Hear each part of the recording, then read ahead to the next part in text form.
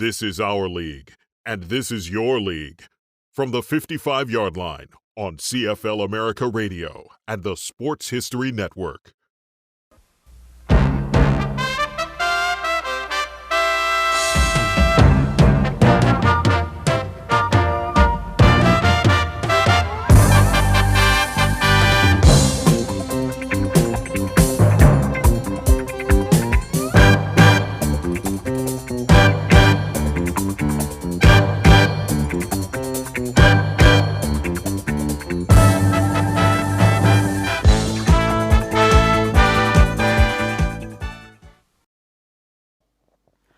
Hi, North Americana listeners. It's your host, Liz Beattie.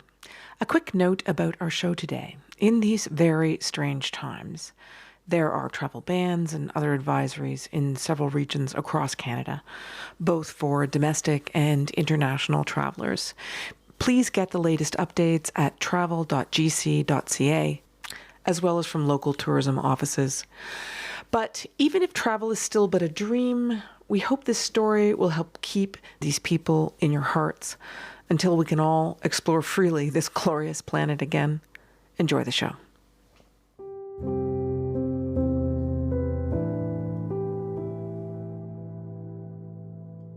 Some of my dearest memories of my late father connect to football, specifically the Canadian Football League, the CFL, and the Toronto Argonauts.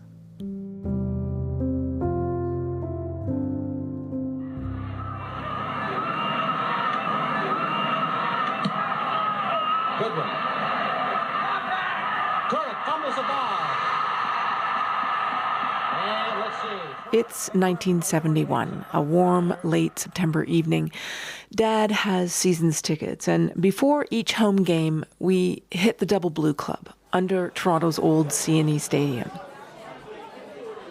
It's a big room full of big men, loud, scotch-drinking men, laughing, clanking tumblers and cutlery.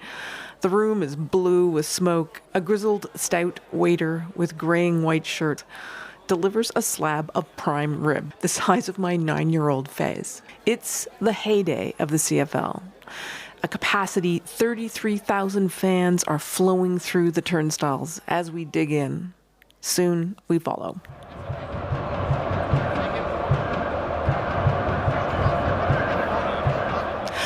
Our seats are nosebleeders on the less posh, uncovered side of the stadium. At kickoff, flasks circulate everywhere, including between my dad and his buddy Bill. They've known each other since playing high school football together. They debate this starting lineup amid a sea of boatman banners, double blue painted faces, and transistor radios for play-by-play, probably because we're so far away from the field. Then a flag on the play. "Hey, ref!" A scrawny young man in a Toronto jersey stands up. "Don't pick your nose or your forehead will cave in." The crowd for 20 rows around roars, me included. My 9-year-old self is loving this. These raucous, unfancy fans. It's homey and unvarnished. Sure, there are some star American players on the field. Future Super Bowl winning Washington quarterback Joe Theismann is in his rookie year among them. But many more aren't that far off the guys my dad might have played football with in high school. Most have second jobs. Now, you might assume from all this that the CFL is some quaint spin-off of the more polished, more glitzy, more professional American game. But not so much. In fact, some would argue American gridiron came from the Canadian game.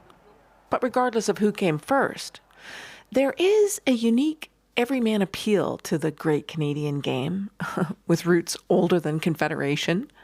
My dad loved it. I love it. And today, it's an American, I know, strangely, who seems to best explain this magic. I'm Liz Beattie. This is North Americana. We love surprising stories that connect Americans and Canadians. Today, one of our favorite contributors, Robert Reid, shares his take on the long and remarkably entwined history of Canadian and American football. His crazy storytelling chops shine through here for platforms like Lonely Planet, Nat Geo, and PBS. As an American, he explains his odd and enduring love for the CFL and the different things our two countries take away from tossing the pigskin. Here's Robert.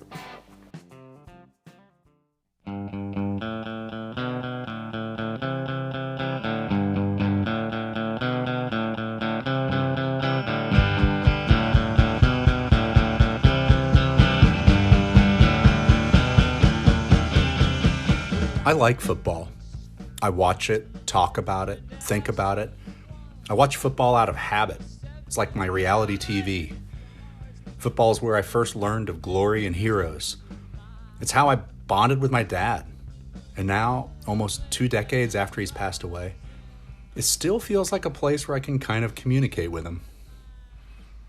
I watch football too because I hope to find poetry in life. And what's more poetic than a last-second field goal, or making a diving tackle at the 1-yard line, or even missing that tackle? Nice to be on board for the 1954 edition of the Grey Cup between the Edmonton Eskimos. It's like that 90-yard scoop and score fumble return to end the 1954 Grey Cup. I still wonder if that was an incomplete pass. Now, this is an odd conversation for someone like me to have, talking about Canadian football on a podcast, because, well, I'm American. Yet, somehow, in the early 1990s, living in New York, poised for professional greatness, I accidentally became infatuated with the Hamilton Tiger Cats. And everything in my life that followed is different as a result. Welcome to my American love letter to the game of Canadian football. And just so you know, this might get a little weird.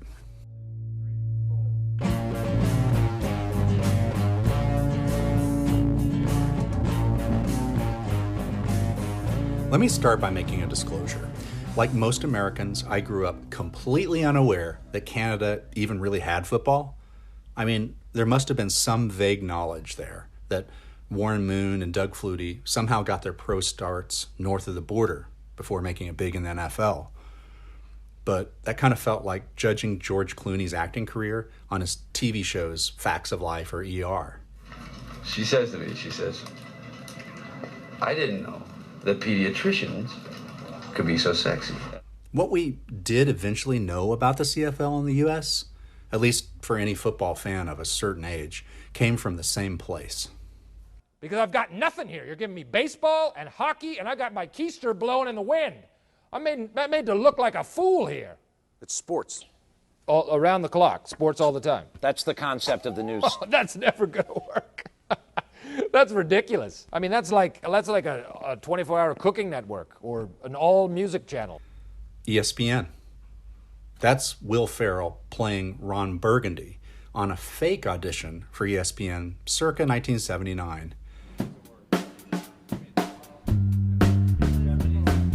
ESPN is pretty well known for covering football these days, but its first ever broadcast of live football wasn't the NFL or American college football. It was the CFL.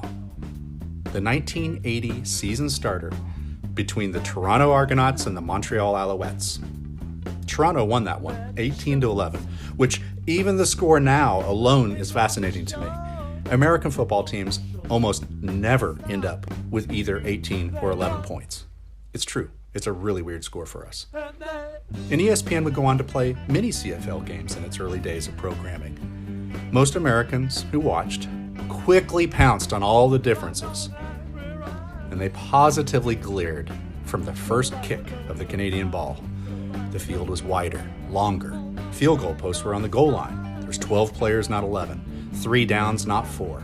Orange penalty flags, not yellow penalty flags. Motion in the backfield. Defense lining up 1 yard off the scrimmage line.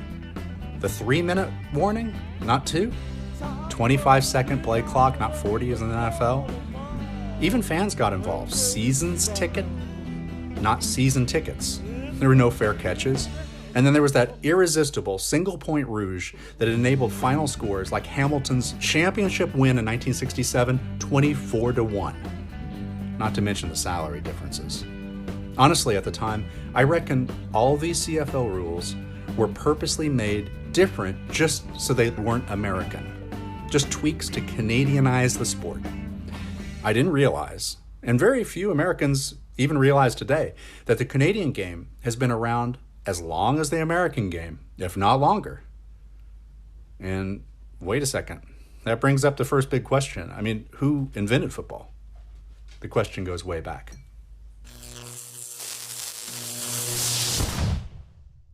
I am looking at a wonderful photograph taken in May of 1874. I encourage you to find this photograph online, print out a copy, frame it, look at it often. It's a grainy image from Cambridge, Massachusetts at the Harvard University campus. At the near side of an empty wide field, standing left to right, are two football teams. The teams from Harvard University and McGill University from Montreal. The uniforms are really basic. There's no hats, no helmets, and the players are pretty gangly. I mean, way undersized by modern football standards. And around them is a blurry suggestion of a curious crowd, some wearing bowler hats. No one wears deodorant. Sorry, but I always think of that when I look at old photos. And everyone seems fidgety. They're waiting for this slow camera shutter to finally document a moment that is to the game of football what Obi-Wan Kenobi handing over that lightsaber to Luke Skywalker is to the movie of Star Wars. You've just taken your first step into a larger world, Obi-Wan tells Luke. Thank you, Obi-Wan. This photo marks entering the larger world that is the birth of modern football. Harvard and McGill played 2 games that day. The first with Harvard rules and Harvard's soccer-style round ball, and Harvard handedly won it 3-0. But it was the second match that was the game changer. Using Canadian rules, a McGill player began play by doing the unthinkable. He reached down, picked up this strange oblong-shaped ball, and he ran with it? The crowd must have gasped. Harvard players were shocked too, but they quickly found themselves loving the adaptation, and somehow they held on that day to a thriller 0-0 tie. And they've been running with the ball ever since. So I ask you, who invented football? Canada or the US? Harvard or McGill? The game wasn't built in a day, though. Not even that day. Over the decades, the game of football evolved as both countries tweaked the rules, sometimes independently, sometimes borrowing rules from the other side of the border. Canada added the forward pass in 1929, but it was the USA that made more modifications more often, adding the fourth down, moving the field goal post to the back of the end zone, and scrapping all that fun backfield motion stuff. So, looking at football today, you could say the CFL actually plays more true to the early football than the NFL does. So there's that little football Valentine for you, Canada. But you can't really argue that football is a Canadian invention. Nor can you call it an American invention. It's one of these all too rare collaborations between neighboring nations. Football is an American and Canadian sport. Or maybe you should say Canadian-American one.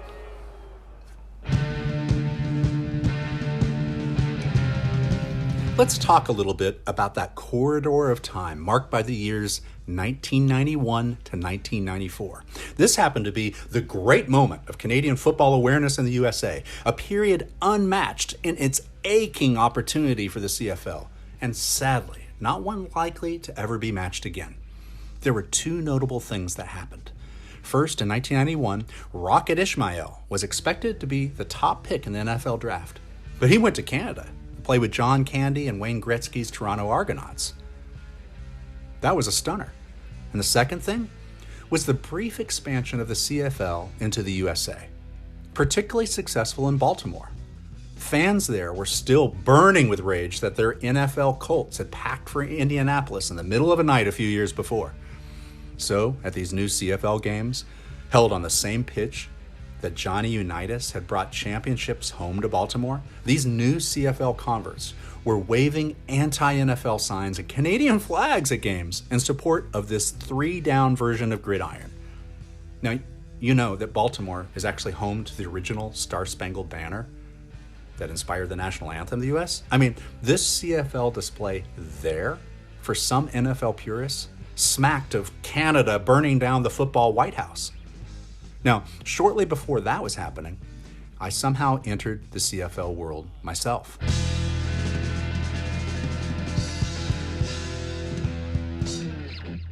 I had graduated from college in Oklahoma and moved to New York City. I had found a neat apartment downtown, a job with a fancy magazine, and I had a role in an indie rock band.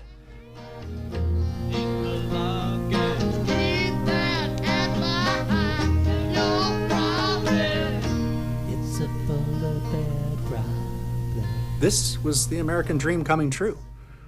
And then one night in 1993, Matt Jackson, the band's vocalist and a friend I had met on a study abroad program a few years before, he was over and we were talking about the band, and suddenly the conversation turned to this faint recollection that one of us had. Didn't the Canadian Football League have 2 teams named Rough Riders? I mean, that seemed entirely too good for us, and we needed to know if it were true immediately. Recently, Matt explained our strategy on that fateful day in 1993. We found out the names by calling Air Canada. Yeah. Because there was no Google or anything like that. So you called up Air Canada and you said, is it true that there are 2 Canadian Football League teams named Rough Riders? And the woman who answered the phone, immediately knew that that was true. And then she, I think, spontaneously started naming off the other teams. Names like Argonauts, Blue Bombers, Alouettes, Esks, Stampeders, Tiger Cats, and of course, Rough Riders and Rough Riders. These are fantastic football names.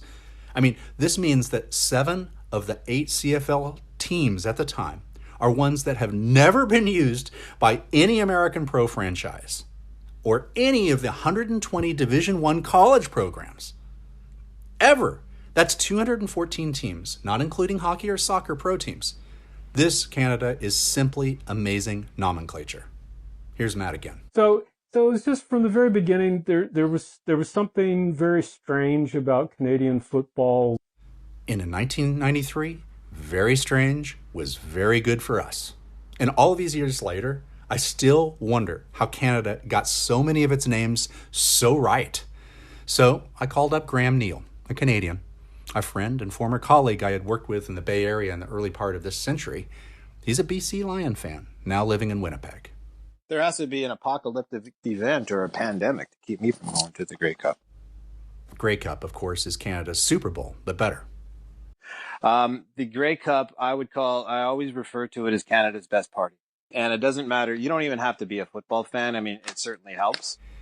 Graham goes even when his BC Lions aren't playing. Say, you know what? I just have an unspoken rule with any employer that I have that I get Grey Cup weekend off. No matter where I am in the world, I get to go to the Grey Cup. Next, I asked Graham, the Canadian, why the CFL has superior team names. We could get into a debate on just having a more creative mindset and smarter people, but... He's joking here. Well, kinda. So I asked him to help newcomers pick their CFL team by comparing each of them to something that all Americans would know. Bear with us a minute on this. BC Lions. The British Columbia Lions. Ryan Reynolds. Look it up. Edmonton Esks. To them. The Edmonton Eskimos, you just said it, the San Francisco 49ers. Sask Rough Riders. Saskatchewan Rough Riders. Minnesota Vikings. Sometimes good, sometimes not good enough. Winnipeg Blue Bombers. Winnipeg Blue Bombers, I would equate to the Cleveland Browns, but not as lovable losers, just as a team that should be better than it is, but nobody really likes to laugh at them. There's a genuine sort of sorrow for Blue Bombers. I mean, they're the current champions, so good for them, but up until then, it had been a long time coming. Toronto Argonauts. The New York Giants, actually. Think they're better than they are. Montreal Alouettes. It's tough. I think the Montreal Alouettes are represented well by Tom Hanks. Just generally likable and very few flaws. Calgary Stampeders. Stamps are the equivalent to me of the Seattle Seahawks. Often blind fan base who expects to win, and when they don't, doesn't really notice. They still think it's a win. Ottawa Red Blacks. Yeah, they finally changed their name from Rough Riders. I mean, can nothing gold stay? Ottawa Red Blacks, I would equate with like the Pittsburgh Pirates for some reason. Just a nice little stadium downtown with a strong fan base and people who just genuinely enjoy the experience no matter what the outcome is. And one more, Hamilton Ticats. And the Hamilton Tiger Cats, the oldest football team that has been in continuous operation in the world, I believe. Okay, let's go back to my New York apartment in 1993.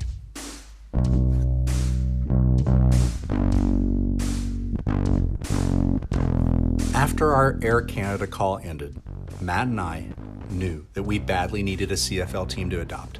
History and geography won our hearts. We seized on the Ticats. For its history, the team began in the 1860s, before any NFL team, and the fact that Hamilton was the most proximate Canadian team to New York City. So we went several times. By train, car, and plane, we went to Canada. We attended CFL games. We got adopted by the Cat's Claws fan club. Lifelong fans were soon mailing us stuffed packets of photocopied Ticat articles. We got mentioned over the Hamilton's Iverwin Stadium intercom during rallies. We taped up Save the Ticat signs ourselves to rally for season's ticket sales when the club was suddenly financially in trouble. And we got to meet Ticat legends that we had never heard of before, like Rufus Baby Crawford, Garney Henley, and the late great Bernie Filoni signed a CFL Hall of Fame postcard to me. "Keep coming to Hamilton," he said. Bernie freaking Filoni. Now, we drove to see games in Baltimore, where we impersonated Manitobans, fans pelting us with ice as we held up signs that said, "Peg 'em" in the rain. We flew to Ottawa, too. We confused airport Mounties there by the sheer amount of Ticat merchandise that we had on ourselves. Oh, those are the happy times. Yeah. Yeah. No, you but can't. It's funny. It's because, the thing about it is my favorite experience in a way is going to Ottawa, because I remember it was the most vigorous customs in the world we've been through. And the guy was stern, said, "This is international travel." I'm not sure why. I don't think we said anything, but he was thinking that we were going to have some problem. He reached into your bag. He pulled out an autographed copy of Garney Henley's autobiography, right? And then he reached past it and pulled out a second copy of Garney Henley's autobiography. I don't know why you had both copies in the bag. And then he just let us go through. Games in Montreal, Regina, Vancouver would follow in seasons to come. But all of this wasn't just for the football. When we got back home, we made songs about it for our band, TWN 87. I would be telling and untrue if I said I didn't like people knowing me, because I think it's only human nature. Songs using Canadian football imagery and purloined words from books belted straight out to confused football-phobic crowds at East Village dive bars in New York. Somehow, this band was never signed to a record label. And, like the song that the show is named for is basically a quote taken directly out of Garney Henley, a name that no one in the United States knows. Yeah, nobody's ever. Garney Henley's autobiography. I saw that he's the 6th best CFL player of all time. And here's what Garney Henley wrote on page 125 of his book, A Gentleman and a Tiger. Major, iconic Canadian football player. And in it, he has a quote, "I would be telling an untruth if I said I didn't like people knowing me, because I think it's only human nature to want to be known." And we just literally took that quote and made it into lyrics. Then we did the same by pulling quotes from the book by Ticat running back legend Rufus Baby Crawford. I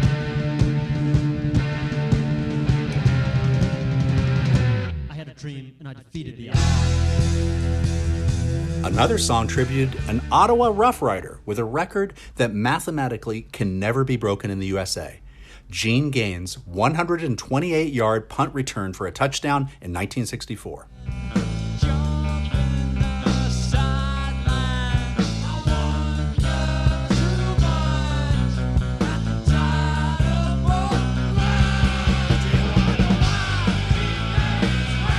No, the fact that those lyrics, I might say, rather adroitly combine the imagery of the title boar plus Gene Gaines running down the field. I believe that's probably unique. Gene Gaines! So yes, we started all this as sort of a joke, but here's the point. We soon found ourselves in far more genuine territory. We were learning about Canada, reading books about Canadian history, and meeting people that we'd never forget. And we started to wonder at that time, why were we doing all these weird things? And this is where the changed life story begins. Travel's fun. Travel's good. From Dartmouth, England to Hollywood. When I get to a place, I like to look around. First get lost, see what's found. Stop in the markets and see what they're selling. Weave through the aisles like a modern day Magellan. They say Columbus. I started a 25-year career in travel shortly after my last game in Hamilton. And basically, most of the travel articles and videos to come were trying to recreate lessons that I learned when I happened to meet the Bernie Filonis of the world. And it's there I learned that if you seek passionate people in the world, they'll make you care about anything. And that if you make your trip a quest, where you don't just see something, but you go there to make something, it gives you a bigger understanding of a place and how it really lives. I learned that from Canadian football.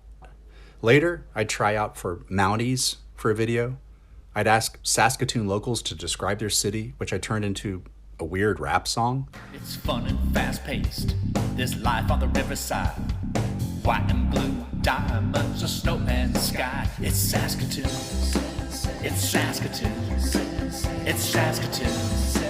It's Saskatoon. It's Saskatoon. I once counted mustaches across Russia and even used Billy Joel lyrics as a guidebook to New York's Long Island. Don't ever do that. So I kind of learned to play with travel the way that we played with indie rock or even football.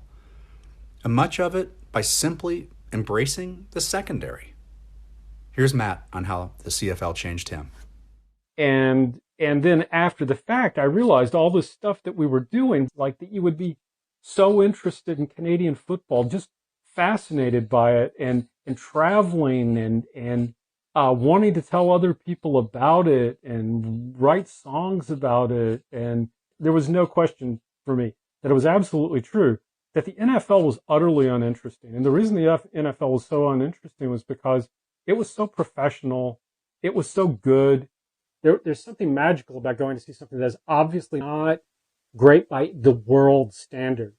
And then to confer your own intimate personal greatness on it, it's a magical feeling. And that for me is what has directed my way of thinking about art. And when you talk about travel, it's a similar thing that I think, goes on. In the years following this 1991 to 94 CFL corridor, Matt got a PhD in art history, became an art professor at Chicago University, wrote books on art, and started a performance art collective that is, like our band, kind of hard to explain. But the seed started somewhere between that Air Canada call and writing songs about Garney Henley. As an American male growing up in the time period of like the 80s and the 90s, kind of from the South, sports are obviously the principal mechanism for instilling a sense of your masculinity.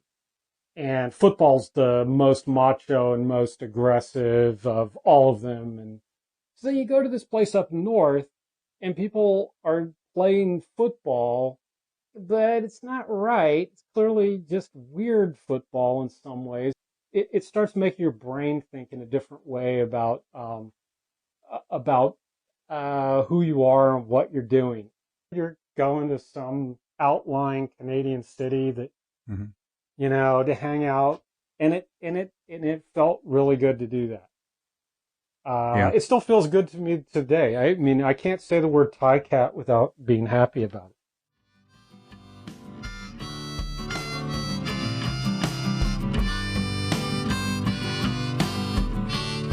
Now, the Thai Cat home of Hamilton happens to have my favorite Canadian attraction of all, the Canadian Football Hall of Fame.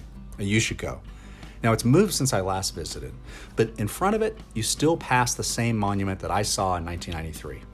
It's an awkward sculpture with two gangly football players interlocked in play, and it's made by a local Swiss immigrant steelworker in 1972. One figure of the monument stands back to you, reaching above to a steel football that just meets his fingertips. The other player is sprawling out midair, parallel to the ground, arms outstretched to stop this receiver. Now, this guy isn't looking at the ball or the receiver. He's looking right at you, the viewer. And this is the protagonist of this piece of art, the defender. And the name of this art tells you that he fails. It's called Touchdown. The defender does not stop this play. And I love this because glory comes in losing too. And I've said ever since I went to Canada to watch football in the 1990s that it's there that I first really learned how to see the world and to root sometimes for those underdogs who lose, which, to be honest, is pretty un-American of me.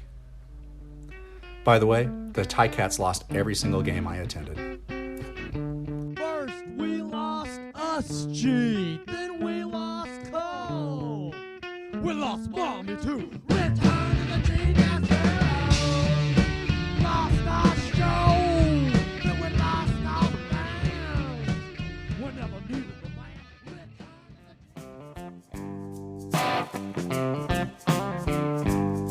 And that's our show.